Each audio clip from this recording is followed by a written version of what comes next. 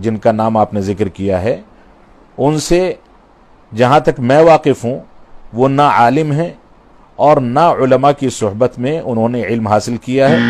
हमारे अजीज हाफिज जावेद उस्मान रब्बानी हफिज़हुल्लाह यहाँ मारूफ और मशहूर हैं, हर जगह वो जाते हैं, तकरीर करते हैं, लोग उनके खिताब को पसंद भी करते हैं। लिहाजा इनको भी मैं बहुत अच्छी तरह जानता हूँ, उनके वालिद साहब को भी जानता था, अल्लाह उनकी मग़फ़िरत फरमाए। और ना ही वो अरबी ज़बान से वाकिफ़ हैं। हज़रत हस्सान ने अल्लाह के रसूल के जमाल को देखा, हुस्न को देखा, देख के अशार बोले। बकिया जितनी नातें दुनिया में बनेंगी या बनाई जाएंगी या बनाई जा चुके हैं, हज़रत हस्सान के इन शार अशार का मुकाबला नहीं कर सकती जो अल्लाह के रसूल के हुस्न को देख के उन्होंने कहा था।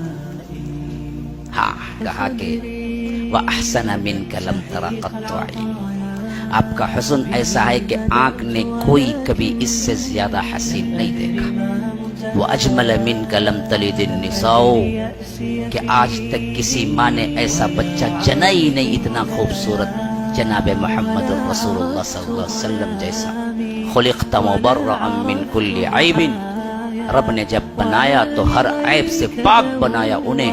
कअन्नका क़द खुलिक़्त कमा तशाओ, जैसे रब ने चाहा वैसे बनाया। न शरीअत इस्लामिया के मुतून और अहम जामे और मराजे की किताबों से वाकिफ़ हैं, और उनके इल्म के अंदर काफ़ी हद तक कमज़ोरियाँ पाई गई हैं। बहुत सारे मकामात पर वो फहश और बड़ी बड़ी गलतियाँ करते हैं। लिहाजा इस तरह के लोगों से इल्म लेना दुरुस्त नहीं है।